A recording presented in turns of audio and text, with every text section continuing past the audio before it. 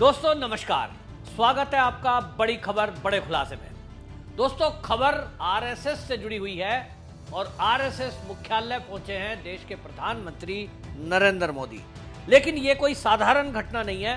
मोदी जी को प्रधानमंत्री बने हुए 11 साल हो गए और 11 साल में पहली बार देश का कोई प्रधानमंत्री आरएसएस के मुख्यालय पहुंचा है। भारत के आजाद भारत के इतिहास में यह पहली बार है कि कोई प्रधानमंत्री राष्ट्रीय स्वयंसेवक संघ के मुख्यालय नागपुर पहुंचा है। हालांकि इनके पहले भी अटल बिहारी वाजपेयी, जो कि संघ के ही प्रचारक थे, वो भी प्रधानमंत्री रह चुके हैं, लेकिन उन्होंने भी कभी आरएसएस मुख्यालय जाने की जरूरत नहीं समझी, क्योंकि उनके भी दिमाग में एक बात थी कि यदि कोई आरएसएस मुख्यालय जाऊंगा तो वो जो एक मोहर लगी हुई है सेकुलर की, वो कहीं ना खतरे में पड़ जाए। नरेंद्र मोदी को भी हम देख रहे हैं 2014 के बाद से सबका साथ, सबका विकास, सबका विश्वास और इस तरह की जो चीजें इन्होंने करी, इनके दिमाग में भी था कि तुम्हें ग्लोबल लीडर बनना है तो राष्ट्रीय स्वयंसेवक संघ से दूरी बनाकर रखनी है। ऐसे अनेक अवसर आए राष्ट्रीय स्वयंसेवक संघ के स्वयंसेवकों के साथ मिलने जुलने का, लेकिन मोदी जी ने भी किनारा कर लिया, ऐसा किसी ने सोचा भी नहीं था। लेकिन अब क्या ऐसा हुआ कि मोदी जी को संघ के मुख्यालय जाना ही पड़ा? तो दोस्तों आप याद करिए 2024 का लोकसभा चुनाव, जब जेपी नड्डा का बयान आया था कि अब हमें संघ की जरूरत नहीं है, उसका नतीजा ये भाजपा ने भुगता। तो सीटों की कमी ऐसी हो गई कि मिलकर सरकार बनानी पड़ी, जबकि इनकी उम्मीद थी 400 पार। 400 पार का नारा देने वाली भारतीय जनता पार्टी ऐसे एक तिकोने पाए पर टिकी कि उसे एक सहारा लेना पड़ा, सरकार जाते जाते बची। समझ में आ गया कि संघ नहीं है तो उनका कोई अस्तित्व नहीं है। भारतीय जनता पार्टी की जिन राज्यों में सरकार है, उन राज्यों में भी, चाहे उत्तर प्रदेश की बात करें, चाहे हरियाणा की बात करें, चाहे राजस्थान की बात करें, फिर चाहे महाराष्ट्र की बात करें, भारतीय जनता पार्टी अकेले दम पर सरकार नहीं बना सकती थी। ये उन्हें समझ में आ चुका है और इसीलिए संघ के शरण में जाना एक मजबूरी भारतीय जनता पार्टी की है। और वो मोदी जो केवल अपना ब्रांड चमकाने में लगे थे, अपना नाम आगे करने में लगे थे, मोदी मोदी हो रहा था, आज वो मोदी मोदी करने वाली भारतीय जनता पार्टी को समझ में आ गया कि राष्ट्रीय स्वयंसेवक संघ को साथ लेकर चलना ही पड़ेगा, नहीं तो 2029 का चुनाव इनके लिए अंतिम भी हो सकता है। कई राज्यों की जो स्थितियां हैं, परिस्थितियां हैं, उनको देखकर संघ को समझ में आ गया है और इसीलिए राष्ट्रीय स्वयंसेवक संघ की शरण में भारतीय जनता पार्टी पहुंची है, क्योंकि अब अगले अध्यक्ष की भी बात चल रही है। जेपी नड्डा भारतीय जनता पार्टी के अध्यक्ष हैं, लेकिन इनका कार्यकाल बढ़ाया गया, इनका टाइम बीतने के बाद भी फिर भी एक्सटेंस दिया गया। उसका कारण यह है कि भारतीय जनता पार्टी जिसको भी अपना अध्यक्ष बनाना चाहती है, कहीं ना कहीं अब समझ में आया कि उसमें संघ की सहमति जरूरी है।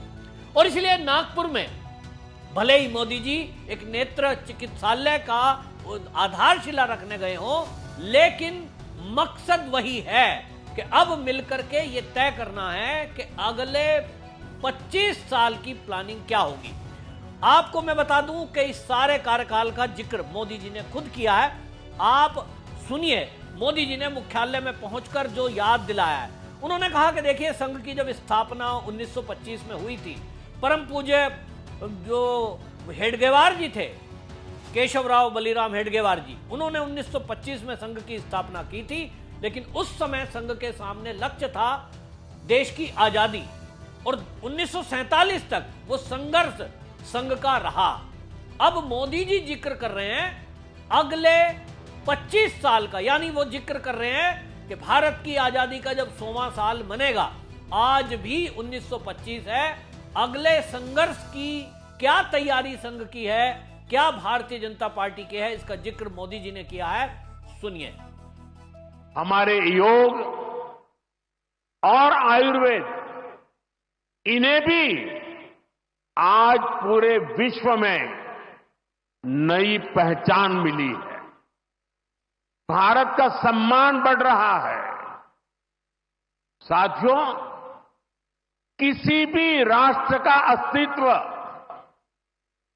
पीढ़ी दर पीढ़ी उसकी संस्कृति के विस्तार, उस राष्ट्र की चेतना के विस्तार पर निर्भर करता है। हम अपने देश का इतिहास देखें तो सैकड़ों वर्षों की गुलामी, इतने आक्रमण, भारत की सामाजिक संरचना को मिटाने की इतनी क्रूर कोशिशें, लेकिन भारत की चेतना कभी समाप्त नहीं हुई। उसकी लौ जलती रही। ये कैसे हुआ? क्योंकि कठिन से कठिन दौर में भी भारत में इस चेतना को जागरूक रखने वाले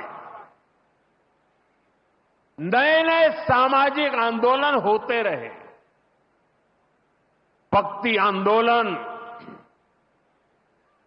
उसका ये उदाहरण जिससे हम सब भली भांति परिचित हैं। मध्यकाल के उस कठिन कालखंड में हमारे संतों ने भक्ति के विचारों से हमारी राष्ट्रीय चेतना को नई ऊर्जा दी।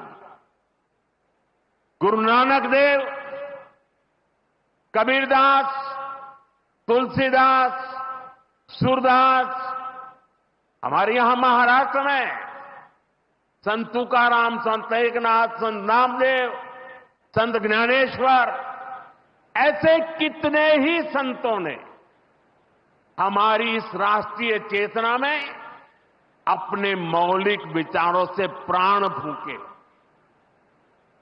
इन आंदोलनों ने भेदभाव के फंदों को तोड़कर समाज को एकता के सूत्र में जोड़ा। इसी तरह स्वामी विवेकानंद जैसे महान संत भी हुए। उन्होंने निराशा में डूब रहे समाज को झकझोरा, उसे उसके स्वरूप की याद दिलाई, उसमें आत्मविश्वास का संचार किया और हमारी राष्ट्रीय चेतना को बुझने नहीं दिया। गुलामी के आखिरी दशकों में डॉक्टर साहब और गुरुजी जैसे महान व्यक्तित्वों ने इसे नई ऊर्जा देने का काम किया। आज हम देखते हैं राष्ट्रीय चेतना के संरक्षण और संवर्धन के लिए जो विचार बीज 100 साल पहले बोला गया, वो महान वटवृक्ष के रूप में आज दुनिया के सामने है। सिद्धांत और आदर्श इस वटवृक्ष को ऊंचाई देते हैं। लाखों करोड़ों स्वयंसेवक इसकी तो सुना आपने, मोदी जी साफ साफ बता रहे हैं, एक इशारा है। और मोदी जी की एक खासियत है कि वो आगे कोई बड़ा कदम लेने जा रहे हैं तो उसकी तैयारी, उसका हिंट शुरू में दे देते हैं। याद करिए, मोदी जी और मोहन भागवत जी की मुलाकात अब के पहले कब हुई थी? जब राम मंदिर की आधारशिला रखने के बाद उद्घाटन होना था, उसके पहले मुलाकात हुई थी। यानी राम मंदिर की बाधा को दूर कर लिया गया था, तब ये दो लोग मिले और उसका परिणाम हुआ कि आज राम मंदिर बन गया है। क्या कोई एक नया बड़ा फैसला होने जा रहा है? तो एक तो मैंने आपको बता ही दिया कि भारतीय जनता पार्टी का नया अध्यक्ष, अब आप देखेंगे कि वो अध्यक्ष नया घोषणा होगा, वो नाम सामने आएगा जिसकी बैकग्राउंड यानी जिसकी पृष्ठभूमि राष्ट्रीय स्वयंसेवक संघ की होगी। ये मैं आपको ब्रेकिंग न्यूज दे रहा हूं। मोहन भागवत जी के फाइनल किए बिना नया अध्यक्ष घोषित नहीं हो सकता था। ये चुनाव के बाद ही, लोकसभा चुनाव के बाद ही मोदी को समझ में आ गया और इसीलिए टाइम बढ़ाते गए जेपी नड्डा का, लेकिन अकेले बल पर यानी भारतीय जनता पार्टी अपने मोदी के पसंद का कोई अध्यक्ष या अमित शाह की पसंद का अध्यक्ष रखने का हिम्मत नहीं जुटा पाई। अब मोहन भागवत जी से मिलकर नाम फाइनल होगा और अब आप देखेंगे अगले कुछ ही दिनों में ये घोषणा होने वाली है कि भारतीय जनता पार्टी का अगला अध्यक्ष कौन होने वाला है, और जो अध्यक्ष होगा वो संघ बैकग्राउंड का जरूर होगा। ये आप मेरी बात आज नोट कर लो। मोदी जी ने अपने भाषण में जैसा कि कह दिया कि डॉक्टर हेडगेवार जी ने जब संघ की स्थापना की थी 1925 में, तो 1947 तक संघर्ष का समय रहा, लेकिन देश की आजादी हुई, देश स्वतंत्र हो गया, तो संघ को लोगों ने भुला दिया। आप देखिए, ये वही संघ है जो 1947 में जो विस्थापित थे उनकी मदद में लगा था। आज भी आप देश की राजधानी और अन्य भागों में ऐसे लोग आपको मिल जाएंगे जो आपको बताएंगे कि जब पाकिस्तान में मारा काटा जा रहा था हिंदुओं को, जब भारत के अंदर भी दंगे हो रहे थे, तो राष्ट्रीय स्वयंसेवक संघ के स्वयंसेवकों ने उनकी मदद की थी। यहां तक कि गांधी जी की सुरक्षा में भी संघ के स्वयंसेवक लगे थे।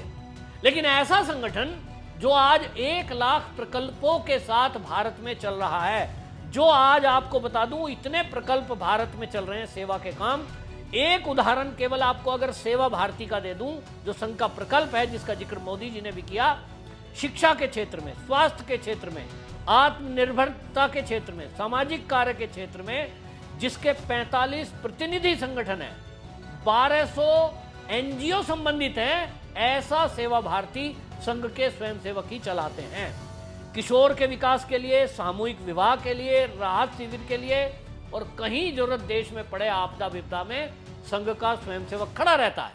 इतना बड़ा संगठन, इतना महत्वपूर्ण संगठन, जो दिन रात 24 घंटे संघ के स्वयंसेवक देश की सेवा में, राष्ट्र निर्माण में लगे हैं, अपनी जेब से पैसा खर्च करते हैं, उसके बावजूद भी आप सोचिए देश की विडंबना कि देश का प्रधानमंत्री वहां मुख्यालय नहीं जाता है, आरएसएस को बदनाम किया जाता है, और पूरा विपक्ष तो मोदी के आरएसएस मुख्यालय जाने से पूरी तरह बौखला गया है, क्योंकि सेकुलर की ऐसी परत इन्होंने अपनी आंखों पे चढ़ा रखी है। और कांग्रेस खास तौर पर, वो तो आरएसएस को इतना बदनाम कर चुकी कि संघ को समाप्त करने के षड्यंत्र कांग्रेस ने रचे। वो तो हमारे देश की न्यायपालिका है, जिसके कारण आज संघ पर लगे हुए प्रतिबंध भी हटे, चाहे वो इंदिरा गांधी के समय में हो, चाहे वो यूपीए के कार्यकाल में हो।